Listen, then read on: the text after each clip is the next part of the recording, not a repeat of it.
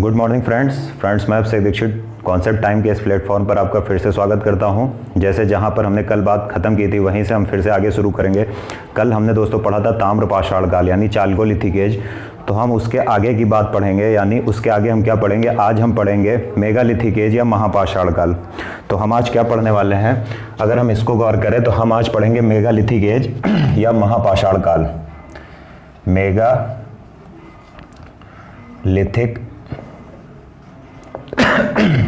As, अगर इसको हम हिंदी में कहें तो हिंदी में हम इसे कहते हैं महापाषाण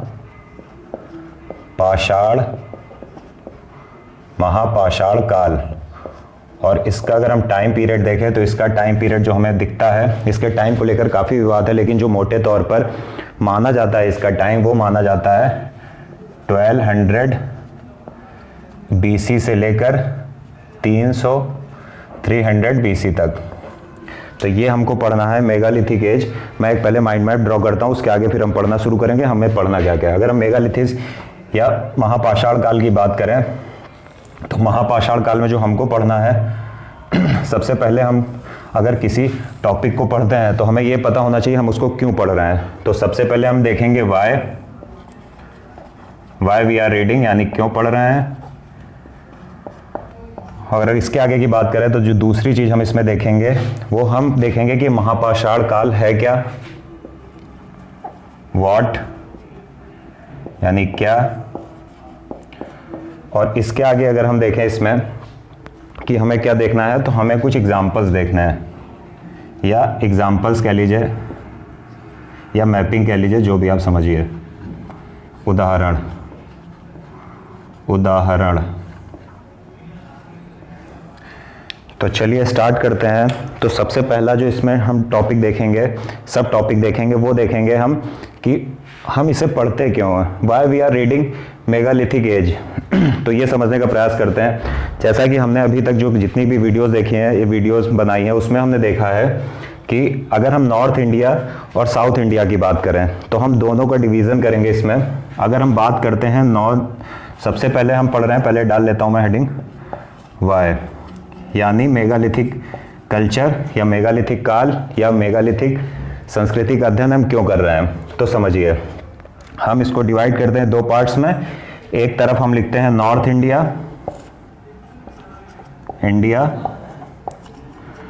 यानी उत्तर भारत, और दूसरी साइड हम लिखते हैं साउथ इंडिया, जिसे हम कहते हैं दक्षिण भारत।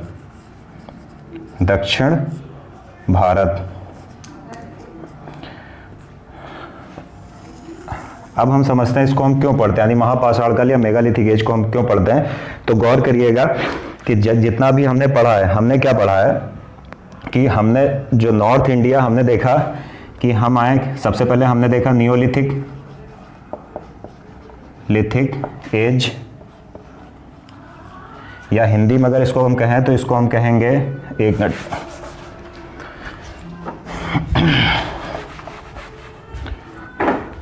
नॉर्थ इंडिया में हमने क्या देखा है, हमने सबसे पहले पढ़ा नियोलिथिक एज,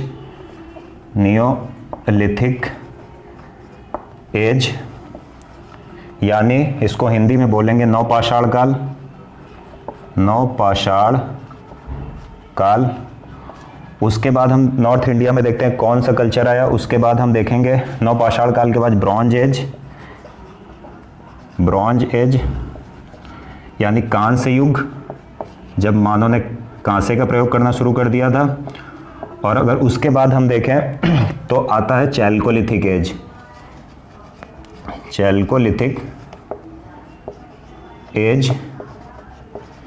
या अगर हिंदी में इसको कहने की बात करें तो हम इसे कहते हैं ताम्रपाषाण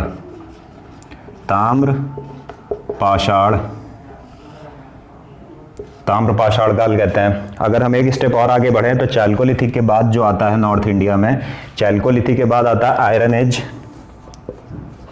आयरन एज, जिसे हम हिंदी में कहते हैं लौह युग,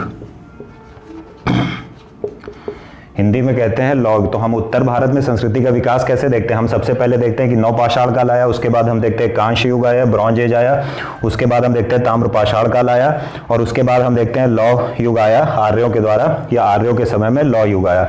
लेकिन दक्षिण भारत पर हम जब इतिहास पर गौर करते हैं तो हमें कुछ दूसरी परिस्थितियां दिखाई देती हैं। दक्षिण भारत की बात करें तो दक्षिण भारत में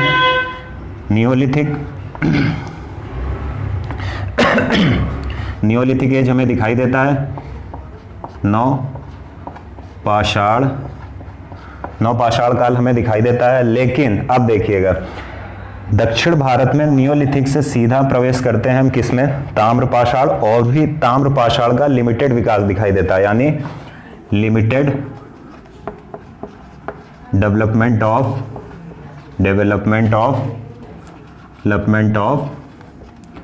चैल्कोलिथिक एज, यानी ताम्रपाषाण कालीन बस्तियों का या ताम्रपाषाण काल का सीमित विकास हमें ताम्रपाषाण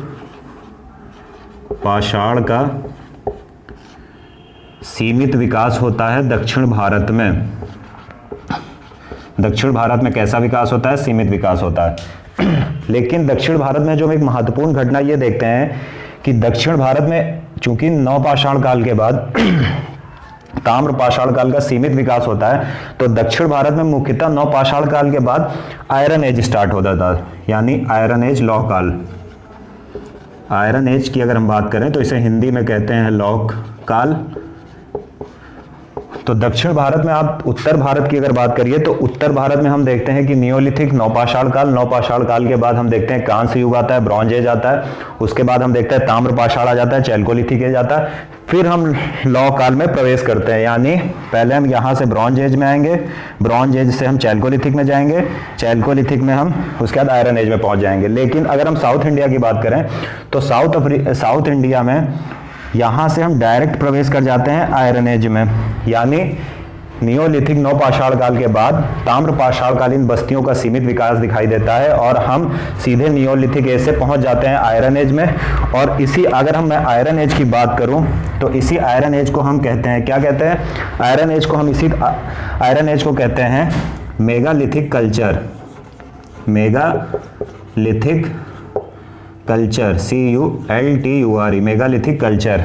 तो इसी हम आयरन एज को क्या कहते हैं यहाँ पर? मेगालिथिक कल्चर, यानी महापाषाण काल। तो हम देखते हैं कि जिस टाइम हम यहाँ पर ताम्रपाषाण काल का अध्ययन करते हैं, ताम्रपाषाण काल का अध्ययन कर रहे थे, उसी समय दक्षिण भारत में एक नई संस्कृति पाई जाती है जिसे हम कहते हैं मेगालिथिक कल्चर या महापाषाण काल। इसलिए हमें मेगालिथिक कल्चर को समझना जरूरी है कि ये कैसे भिन्न थी और क्यों दक्षिण भारत में इसका विकास हो गया। तो अब हमने देख लिया कि हम क्यों पढ़ने जा रहे हैं। हम पढ़ने इसलिए जा रहे हैं क्योंकि दक्षिण भारत और उत्तर भारत के इतिहास में अगर हम नजर डालते हैं प्राचीन इतिहास में तो थोड़ा सा अंतर पाया जाता है। अंतर यह है कि नियोलिथिक नवपाषाण काल दोनों में पाया जाता है, लेकिन नवपाषाण काल के बाद यहाँ पर होता है कांस्य युग आता है, कांस्य युग के बाद यहाँ पर ताम्रपाषाण काल आता है और उसके बाद लौ एज में प्रवेश करते हैं, लौ युग में लौ काल में प्रवेश करते हैं। लेकिन दक्षिण भारत की परिस्थितियां भिन्न है। दक्षिण भारत पर अगर हम गौर करें तो दक्षिण भारत में हम नियोलिथिक से सीधे प्रवेश करके आयरन एज में, और जो चाल्कोलिथिक या ताम्रपाषाण कालीन बस्तियां थी उनका बहुत सीमित विकास दिखाई देता है हमें दक्षिण भारत में। तो इसलिए हम यहाँ पर क्योंकि डायरेक्ट नवपाषाण काल से लौ काल में प्रवेश कर गए, इसलिए हमें मेगालिथिक का अध्ययन करना बहुत जरूरी है। अब हम इसके आगे की बात बढ़ाते हैं। ये तो हमने समझ लिया वाई, अब बात करेंगे व्हाट, कि ये मेगालिथिक है क्या आखिर, क्यों इसका नाम मेगालिथिक या महापाषाण पड़ गया।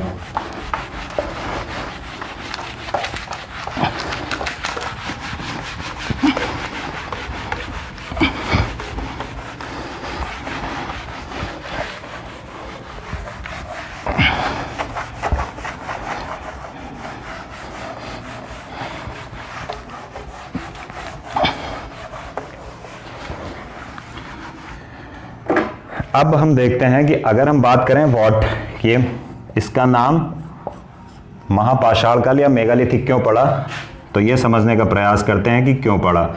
अगर हम बात करें व्हाट की तो अब देखते हैं, अगर हम इसके अंग्रेजी वर्ड को उठाएं, मेगालिथिक को उठाएं, तो मेगालिथिक को अगर मैं यहां लिखूं लिथिक की अगर हम बात करें तो मेगालिथिक अगर हम बात करें तो दो ग्रीक शब्दों से मिलकर बना है, और उन दो ग्रीक शब्दों को अगर हम उसको तोड़ें तो अब हम पढ़ रहे हैं कि महापाषाण काल इसका नाम क्यों पड़ा, यानी हमने ये पढ़ लिया कि हम इसका अध्ययन क्यों कर रहे हैं। अब हम क्या पढ़ेंगे कि ये है क्या। तो अगर हम बात करें मेगालिथिक की, तो मेगालिथिक जो है ये दो शब्दों से मिलकर बना है, मेगाज प्लस लिथोज, मेगाज प्लस लिथोज, यानी मेगालिथिक दो ग्रीक शब्दों से मिलकर बना है और ये दोनों ग्रीक वर्ड हैं, ठीक है। तो मेगालिथिक को हमने ब्रेक किया दो वर्ड्स में, मेगाज प्लस लिथोज, और ये दोनों ग्रीक वर्ड हैं और इन्हीं से इनका मतलब निकल आएगा। अगर हम मेगाज की बात करें तो मेगा मतलब क्या होता है, मेगा मतलब बहुत, कहते नहीं मेगा ब्लॉकबस्टर हुई या कुछ ऐसा वर्ड बोलते हैं, तो उसके लिए अगर हम मेगाज की बात करें तो इसका मतलब होता है बिग या बड़ा। वहीं अगर हम आ जाए लिथोस, लिथोस का मतलब होता है, लिथोस का मतलब क्या होता है, लिथोस का मतलब होता है स्टोन, स्टोन को हिंदी में बोलेंगे पत्थर। तो मोटा मोटा हमें मतलब समझ आ रहा है कि बड़ा पत्थर।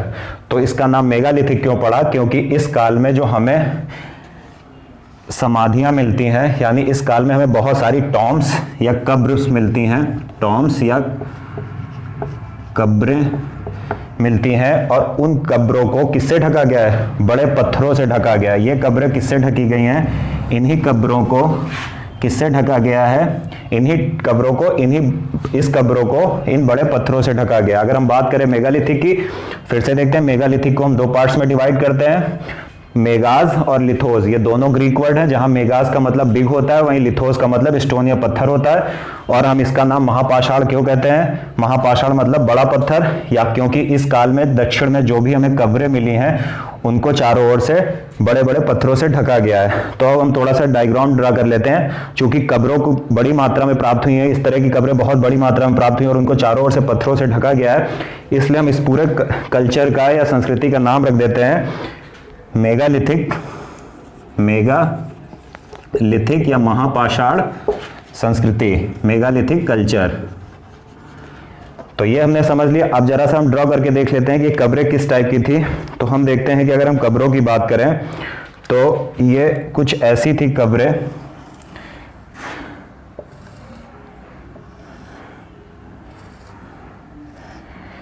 ठीक है, और यहां पर एक छेद होता था। तो क्या होता था कि दक्षिण भारत में अधिकांश इस प्रकार की कब्रें मिली हैं, स्मारक मिले हैं, जिनको चारों तरफ से पत्थर से घेरा गया है। इसलिए हमने इस पूरे कल्चर का नाम 1200 से 300 बीसी में जो दक्षिण भारत में जो पाया जाता है उसका नाम हम रख दिया महापाषाण काल या मेगालिथिक कल्चर। इसको हिंदी में यहां लिख लेते हैं महापाषाण।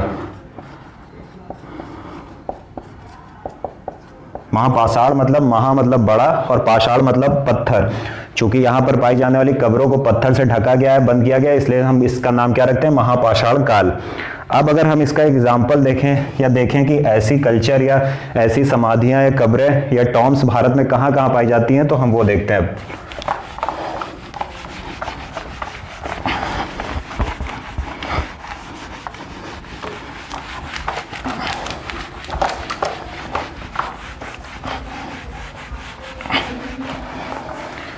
अब अगर हम एग्जाम्पल लें किसका, एग्जाम्पल हम देखते हैं, हम तीसरे टॉपिक की बात करते हैं, सी पार्ट की, एग्जाम्पल्स की। एग्जाम्पल्स की अगर हम बात करें तो हमें उसके लिए इंडिया का मैप ड्रॉ करना पड़ेगा। और अगर हम मैप ड्रॉ करें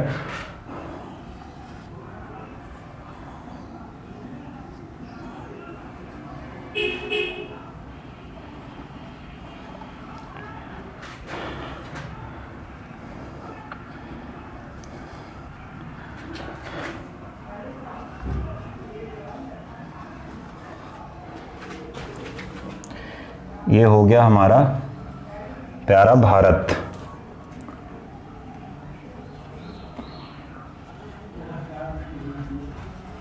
अगर हम भारत की बात करें तो भारत में जो महापाषाण संस्कृति है ये मुख्यतः 3 पार्ट्स में पाई जाती है। पहला पार्ट्स क्या हो गया, पहला पार्ट्स हो गया दक्कन, यानी अगर हम इस रीजन को देखें तो यहाँ पर ये कल्चर पाया जाता है। और बहुत सारे क्षेत्रों के नाम भी हैं, साइट्स के नाम भी, वो हमें याद नहीं करना, चाहे वो मास्की हो या ब्रह्मगिरी हो। उसके अलावा हम देखते हैं कि ये पाया जाता है कहाँ पर, यानी कश्मीर में, यहाँ पर बुर्जोम, यहाँ गुफा कराल, इन दोनों क्षेत्रों में पाया जाता है। और ये पाया जाता है नॉर्थ ईस्ट में। तो हम अगर एग्जाम्पल लिखने की कोशिश करें तो पहला ये पाया जाएगा कहाँ पर, डेक्कन, इंडिया, यानी हिंदी में कहें तो दक्कन भारत। उसके बाद यहाँ की अगर हम बात करें तो जम्मू एंड कश्मीर।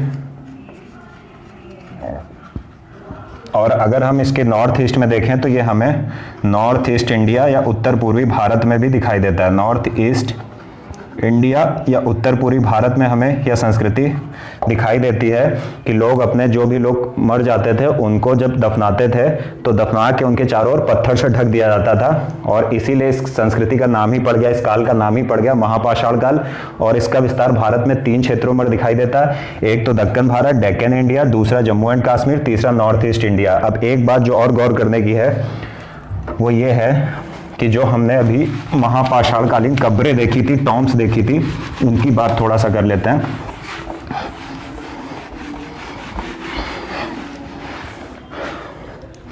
अब अगर हम बात करें, जो हमने कब्र देखी थी, अभी एक बनाई थी कि ये महापाषाण कब्र हो गई, ठीक है, और यहाँ पर एक गोला होता था। तो एक बात याद रखिएगा कि इन महापाषाण कब्रों में, गोला इधर बना देते हैं, इन महापाषाण कालों में कुछ सामग्रियां भी मिली हैं, कुछ वस्तुएं भी मिली, कुछ गुड्स भी मिली। जरा उनकी बात करते हैं। इसमें क्या क्या मिला है हम ये देखते हैं। सबसे पहले क्या मिला है, skeleton of horse, skeleton of horse यानी घोड़े की अस्थियां मिली हैं, घोड़े के अस्थि पंजर मिले हैं। दूसरी अगर हम बात करें, यहाँ पर क्या मिला है, यहाँ पर आयरन टूल्स मिले हैं, आयरन टूल्स मिले हैं, यानी लौह धातु के उपकरण मिले हैं। अगर हिंदी में लिख लें तो लौह उपकरण, उपकरण, ठीक है। उसके बाद अगर हम बात करें, यहाँ पर पत्थर यानी स्टोन एंड गोल्ड यानी सोना, ऑर्नामेंट्स यानी आभूषण। अगर हिंदी में कहें तो पत्थर एवं सोने या सोने के आभूषण मिले हैं। तो हम क्या कह सकते हैं, यहाँ पर क्या क्या मिला है इन समाधियों में हमें, इन समाधियों में हमें घोड़े के अस्थिपंजर मिले हैं, अस्थियां मिली हैं, हमें लौह धातु के उपकरण मिले हैं, हमें स्टोन एंड गोल्ड ऑर्नामेंट्स यानी पत्थर एवं सोने के आभूषण मिले हैं। अब अगर हम बात करते हैं इस पूरी प्रोसेस की तो एक बार कंक्लूजन ड्रॉ कर लेते हैं। सबसे पहले बात आती है कि हम इसे महापाषाण क्यों बोलते हैं, क्योंकि दक्षिण भारत में एक ऐसी संस्कृति पाई जाती थी जो नवपाषाण काल से सीधे किस में ट्रांसफर हो गई, सीधे लौह युग में ट्रांसफर हो गई। और बीच के कांस्य युग या ताम्रपाषाण युग या चैल्कोलिथिक एज जो उत्तर भारत में थे वो हम दक्षिण भारत में नहीं देखते हैं। तो इसलिए जो संस्कृति दक्षिण भारत में विकसित होती है उसी को बोलते हैं महापाषाण काल, इसलिए उसका अध्ययन करना जरूरी है। अब ये होता क्या है, अगर हम महापाषाण या मेगालिथिक को ब्रेक करें तो मेगालिथिक 2 ग्रीक शब्दों से मिलकर बना है, जिन्हें हम क्या कहते हैं, जिन्हें हम कहते हैं मेगास प्लस लिथोस। मेगास का मतलब जहां सबको पता है, मेगा मतलब बड़ा होता है, लिथोस मतलब पत्थर होता है यानी बड़ा पत्थर। तो इसे मेगालिथिक या महापाषाण काल इसलिए कहते हैं क्योंकि यहाँ पर जो भी समाधियां पाई जाती थी, जो भी टॉम्ब्स पाई जाती थी, उनको चारों तरफ से पत्थर से ढक दिया जाता था। इसलिए हम इस पूरे कल्चर को कहते हैं महापाषाण काल या महापाषाण संस्कृति। अब अगर हम एग्जाम्पल्स की बात करें तो जैसा कि मैंने अभी बताया था, इसके भारत में इसका प्रसार 3 जगहों पर मुख्यतः होता है। पहला तो एक हो गया दक्षिण भारत, दक्कन पठार या दक्कन भारत में, दूसरा हो गया जम्मू कश्मीर और नॉर्थ ईस्ट इंडिया में। तो हम ये देखते हैं कि हमने पूरा ये समझ लिया मेगालिथिक एज क्या हो गया, और मेगालिथिक के बाद से हम सीधे प्रवेश कर जाएंगे जो बहुत ही इंपॉर्टेंट और बड़ा लोकप्रिय टॉपिक है, इंडस वैली सिविलाइजेशन यानी सिंधु घाटी सभ्यता पर। तो उम्मीद है आपको वीडियो पसंद आया होगा। अगर वीडियो पसंद आए तो लाइक करिए, चैनल को सब्सक्राइब करिए और अधिक से अधिक शेयर करिए। Thank you.